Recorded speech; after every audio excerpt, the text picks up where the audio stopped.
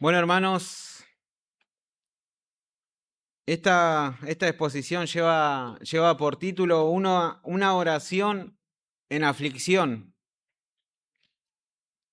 Como saben, cada primer domingo, desde que ha comenzado el año, se está compartiendo acerca de la oración. Y hoy vamos a continuar.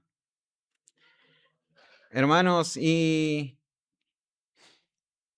seguramente le ha pasado que muchas veces hay cosas de las cuales no las hablamos con nuestra familia o incluso con amigos cercanos.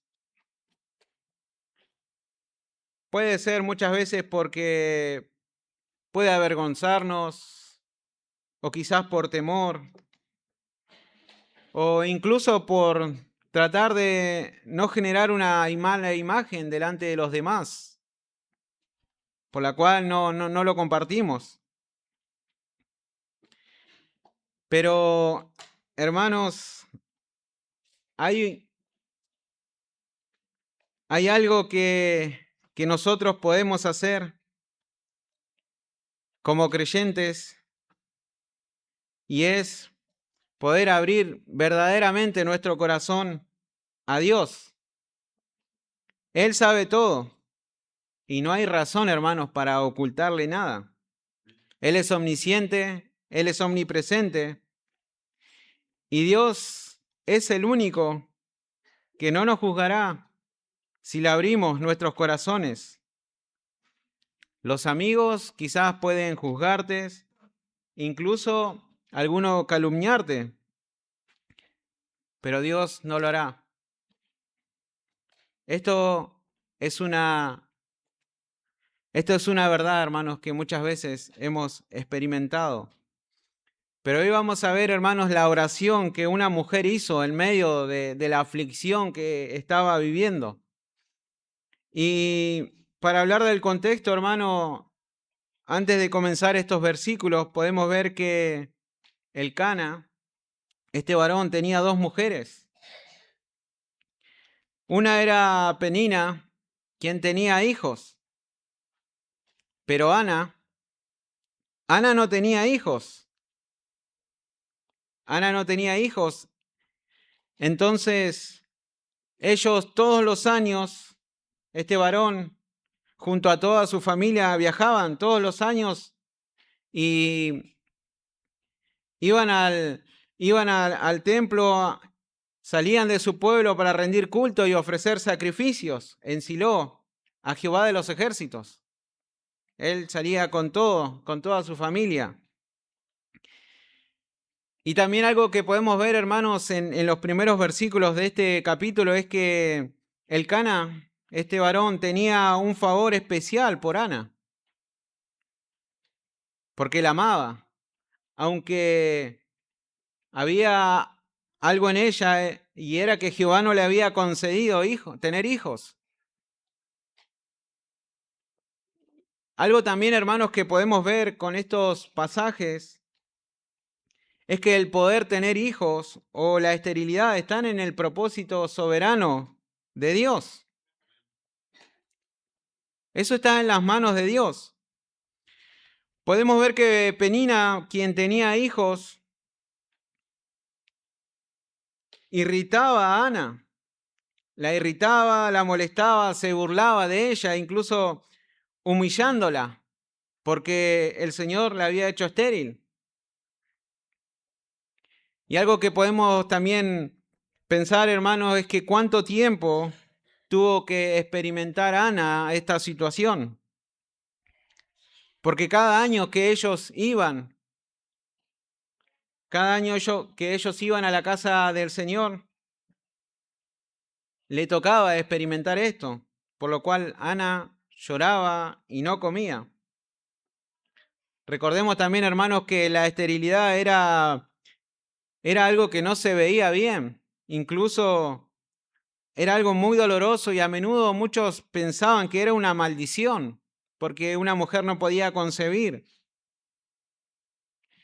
Pero, hermanos, teniendo su palabra, podemos ver que esto también era un medio soberano de Dios para demostrar su poder.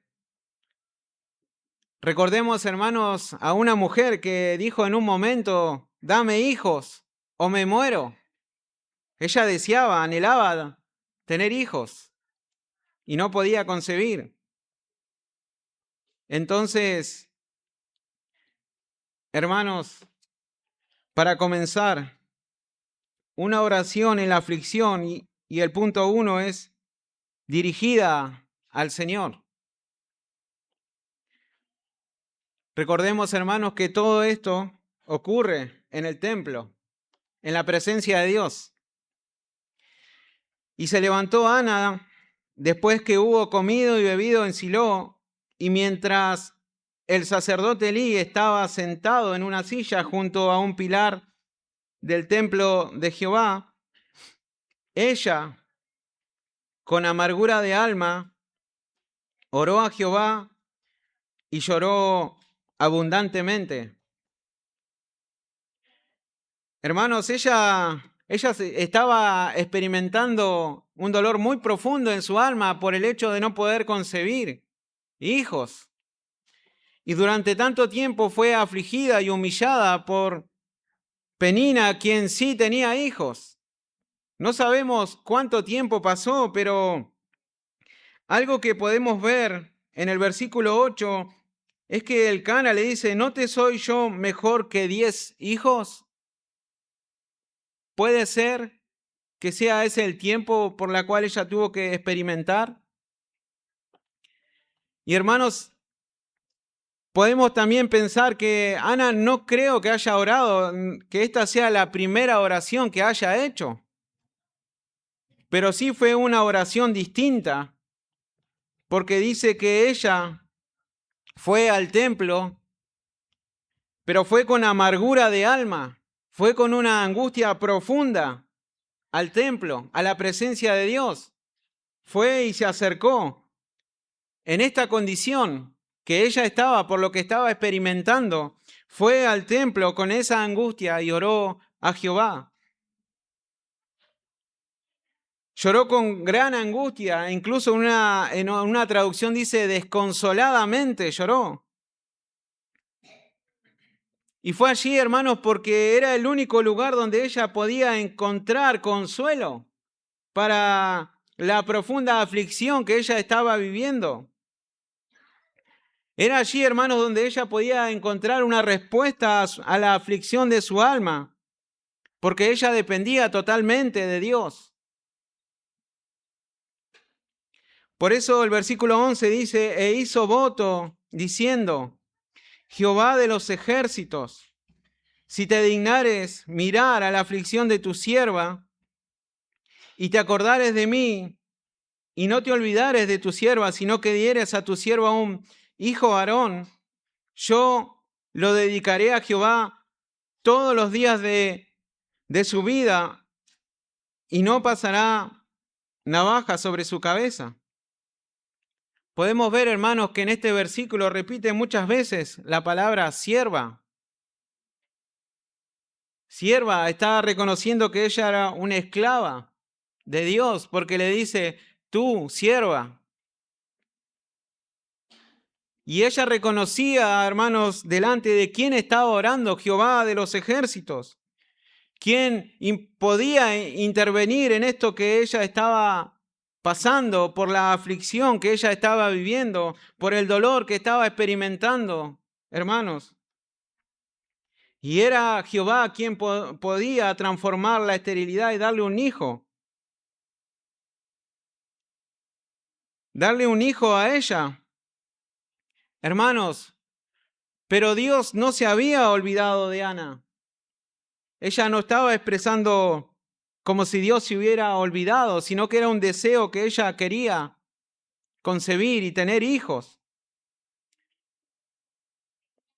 Dios no se había olvidado de Ana, pero tenía un propósito en esto y tenía un tiempo determinado para responder la oración de Ana.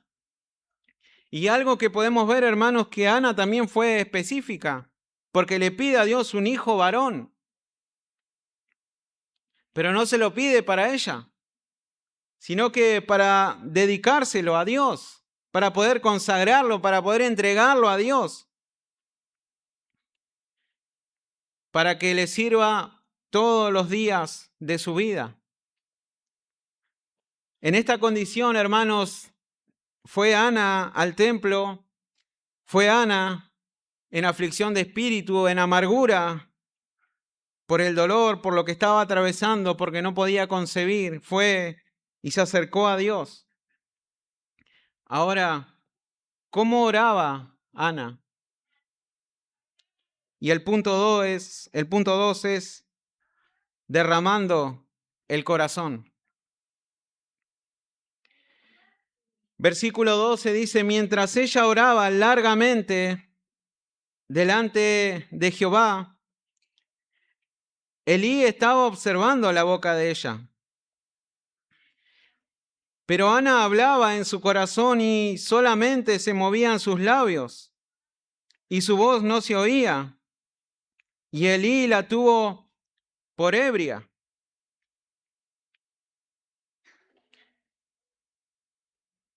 Esa era la oración profunda que estaba haciendo Ana en su aflicción.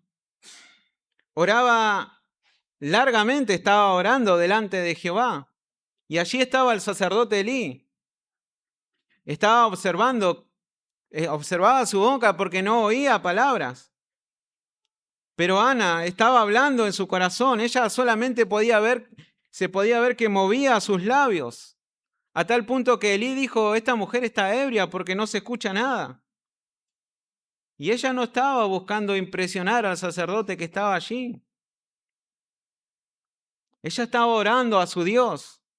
Estaba clamando a su Dios. Quizás por la misma aflicción que estaba viviendo no salían palabras de su boca, pero oraba profundamente a Dios.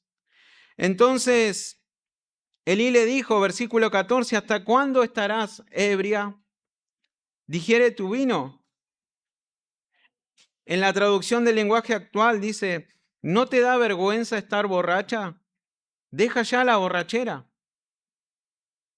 Miren cómo Elí, este hombre que después más adelante podemos ver que dice este libro, que ya su visión se estaba apagando.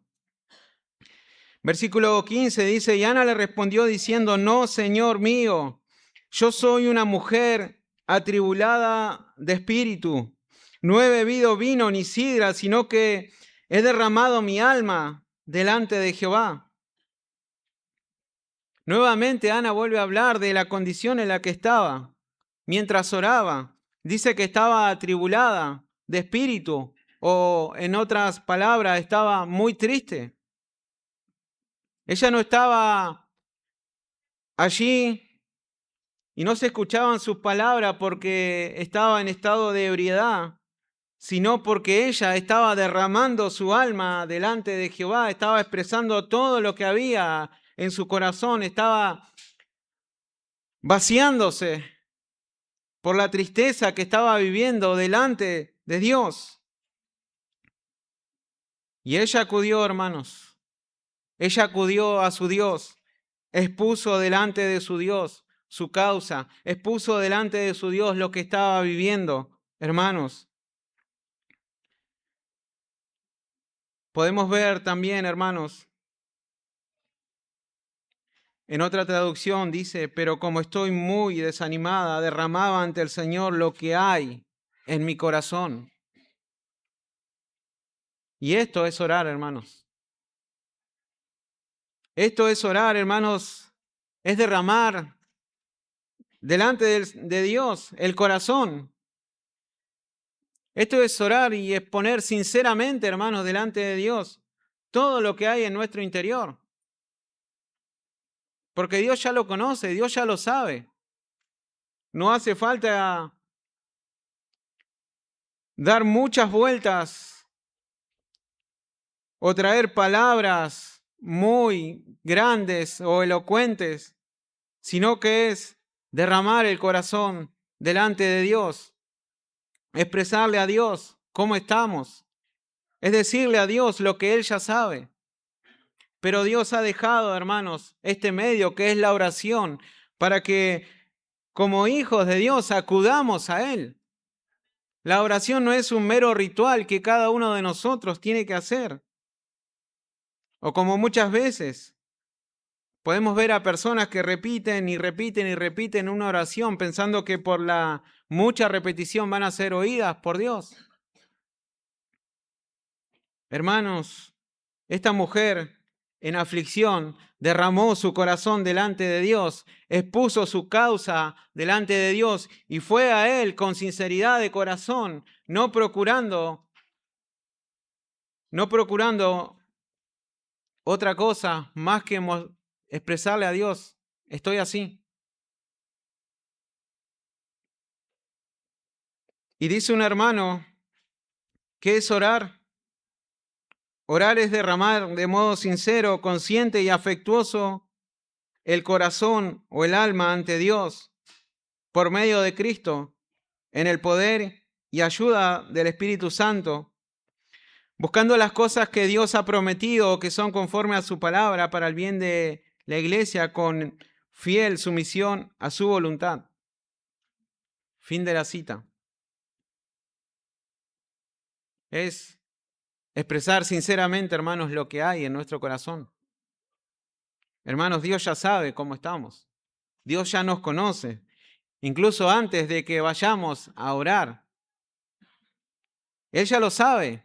Él sabe si estamos en aflicción. Él sabe las oraciones que quizás durante años venimos haciendo y no vemos respuesta a nuestros ojos. Pero hermanos, este es el medio, es la oración. Y algo que podemos ver, hermanos, en este pasaje también, podemos ver el Evangelio de Cristo.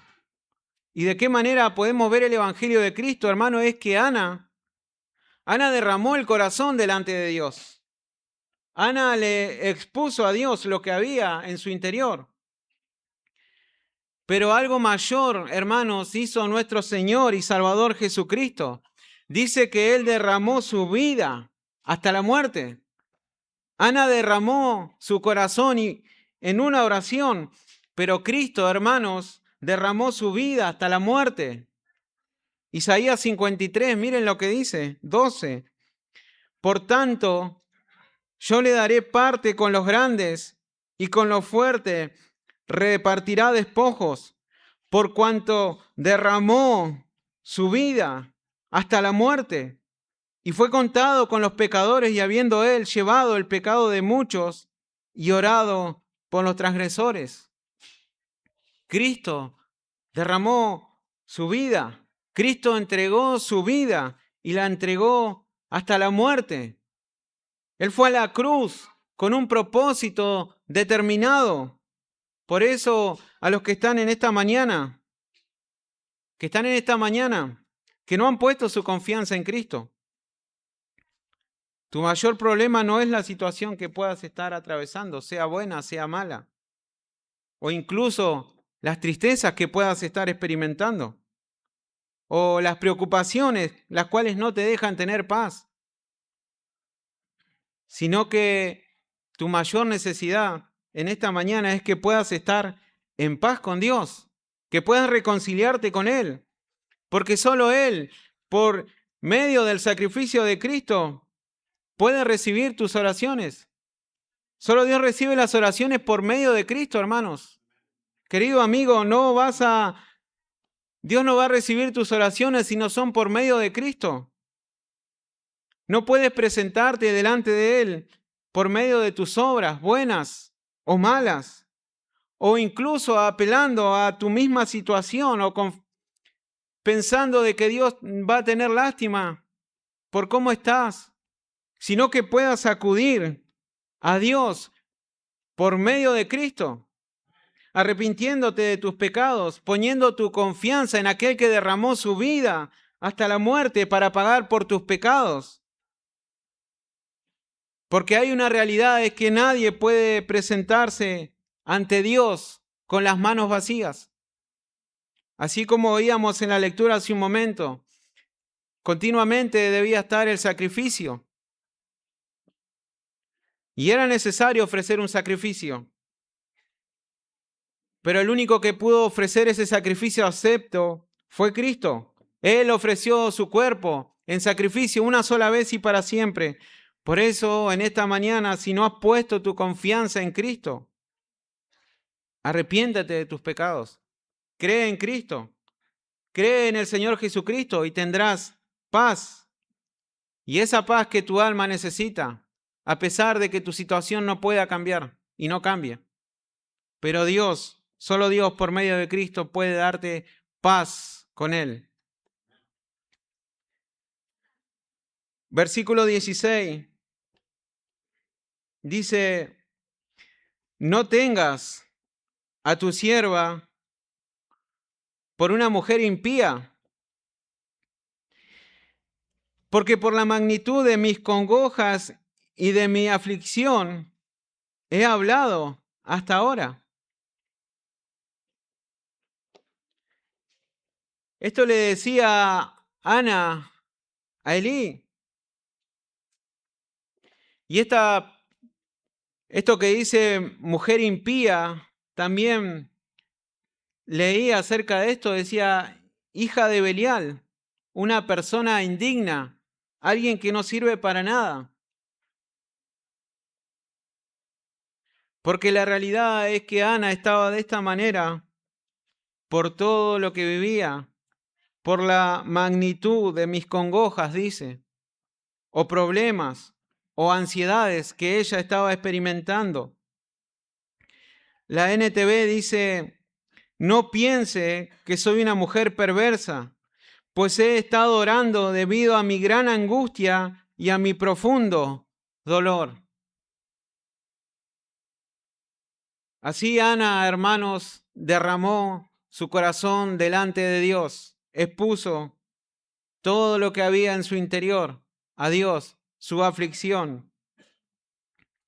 Hermanos, una oración en aflicción. Y el punto 3, transformada en la presencia de Dios.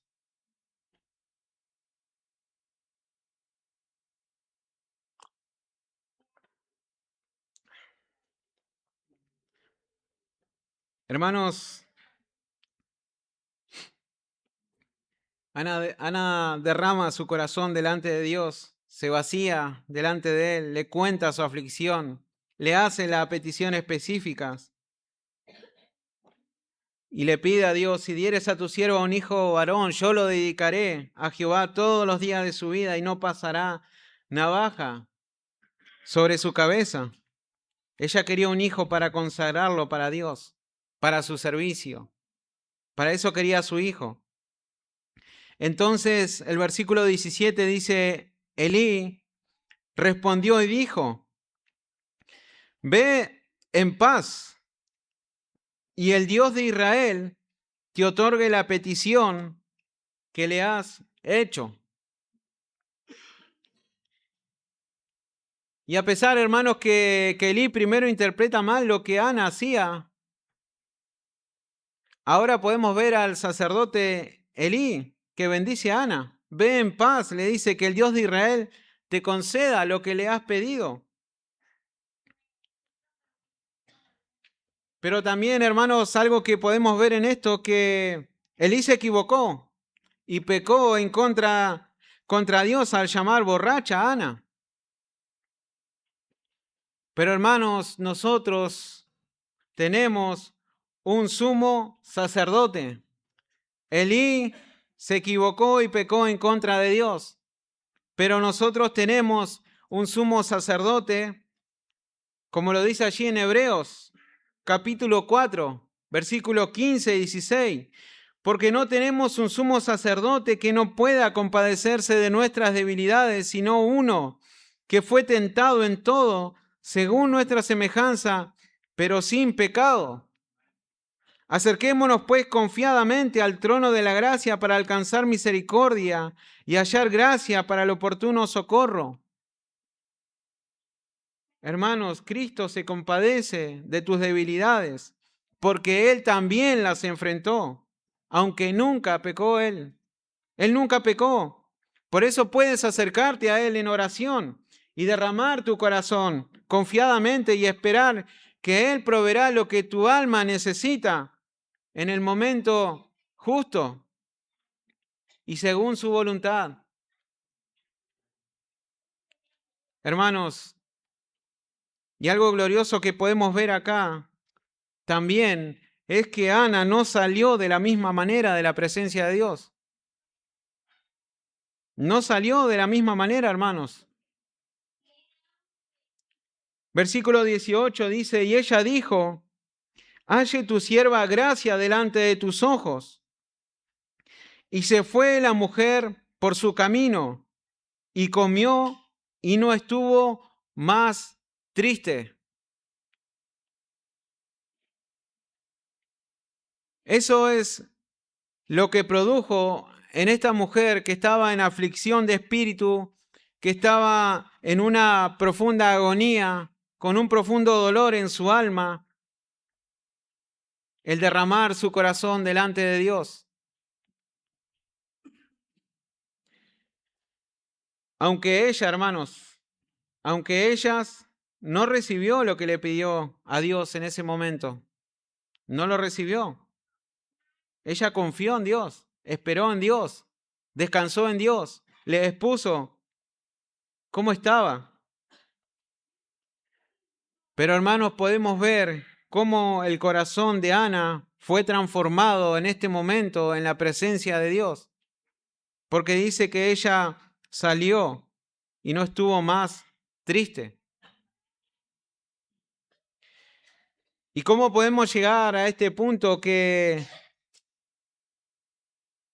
el gozo de Ana no era solo el que Dios respondiera a la petición, el tener hijo? Podemos verlo, hermanos, en el capítulo 2, en el versículo 1. Porque lo primero que dice Ana, mi corazón se regocija en Jehová. Allí estaba el gozo de Ana, en el Señor. Eso es una cosa, si usted sigue leyendo, comienza a ver cómo Ana exalta, engrandece el poder de Dios. Su gozo era Dios, hermanos. Ella se sometió en humildad a la soberanía de Dios. Ella expuso su corazón delante de Dios. Ella derramó su alma delante de Dios. Todas aquellas cosas que estaba experimentando las puso delante de la presencia de Dios. Y su corazón fue transformado, fue cambiado. Hermanos, puede ser también que muchas veces estemos orando mucho tiempo por muchas y distintas circunstancias y parece que no hay respuestas, hermanos, pero en ese proceso Dios está transformando nuestro corazón, está cambiando nuestro corazón. Por eso no es en vano, hermano o hermana, que ores. No es en vano que le expongas cómo te sientes delante de Dios, que le expreses lo que hay en tu corazón, lo que te preocupa, lo que te aflige, lo que te duele. Porque Dios está obrando por medio de su Espíritu. Dios está obrando en la oración, hermanos. Por eso podemos ver algo en esto, hermano. Algunas cosas para aplicar o para pensar también. Hermano o hermana, ¿a dónde acudes cuando estás en aflicción? ¿A dónde vas cuando estás afligido o cuando estás triste o cuando estás preocupado por las situaciones que estás viviendo? ¿A dónde huyes? ¿A dónde vas? ¿Vas a la oración y allí derramas tu corazón delante de Dios? ¿O intentas a tu manera, por medios humanos, como seguramente muchos de nosotros lo hemos hecho en algún momento. Al decir, bueno, estoy mal, entonces me voy a ir a caminar, voy a ir a despejar mi cabeza. Estoy mal, entonces lo voy a expresar por medio de las redes sociales. Estoy mal y me voy a descargar con mi familiar, con mi esposo, con mi esposa o con mis hijos. Hermanos, Dios nos ha dejado la oración para que nosotros vayamos a Él y derramemos nuestro corazón. Hermanos y hermanas, Ana oró fervientemente. Ana se sometió a la voluntad de Dios, dependía totalmente de Él. Entonces, hermano, oremos con ese propósito. Esperemos en Dios. Confiemos en Dios, que si le pedimos algo conforme a su voluntad, Él va a orar.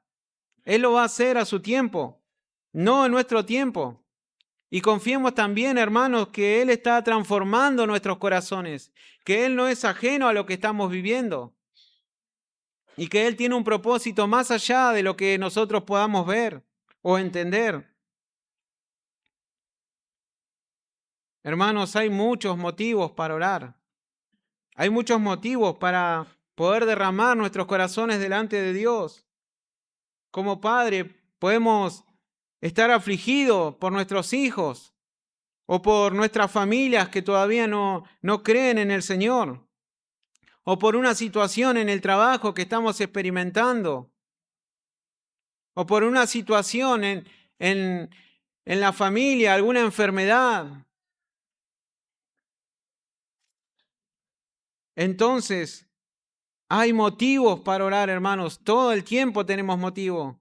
Entonces, el Señor nos llama, hermanos, a no descuidar la oración, sino que ser fervientes en ella, en buscarle a Él, en rendir nuestros corazones a Él, hermanos.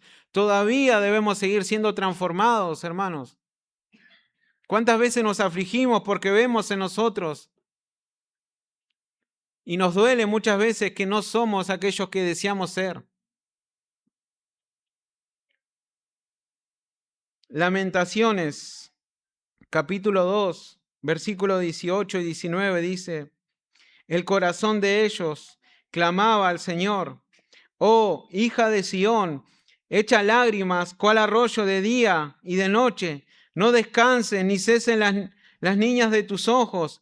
Levántate, da voces en la noche al comenzar las vigilias. Derrama como agua tu corazón ante la presencia del Señor. Alza tus manos a Él implorando la vida de tus pequeñitos que desfallecen de hambre en las entradas de todas las calles. Hermanos, no dejemos de orar por nuestra familia que todavía no conoce al Señor. No dejemos, hermanos, de orar, porque en un momento el Señor puede obrar, puede actuar, hermanos. No dejemos de pedir por ellos. Son cosas que como creyentes nos afligen, ver a nuestra familia que todavía no conoce al Señor. Y si no te aflige que tu familia no conozca al Señor y eso no te lleva a orar, debes preguntarte si realmente el Señor te ha rescatado. Porque eso es algo que podemos ver en la vida de Pablo.